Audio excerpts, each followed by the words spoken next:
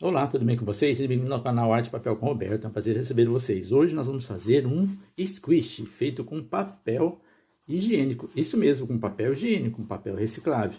E também vamos utilizar, pessoal, sacola reciclável, sacola plástica, tá? Só que nós vamos utilizar não desse tipo, colorida, mas uma sacola plástica branca, ok?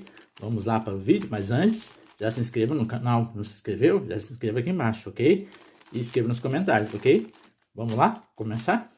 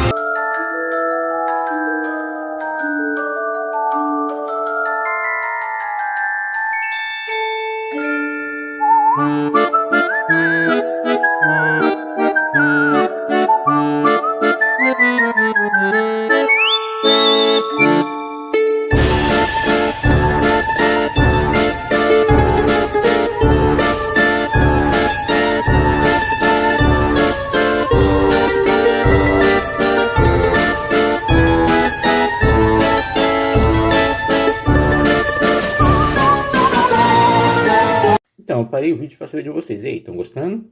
Daí, já se inscreveu no canal? Não se inscreveu? Então, já se inscreva no canal aqui embaixo, ok? Compartilhe com seus amigos. Escreva nos comentários se você está gostando do vídeo, ok? Vamos lá, continuar o vídeo então?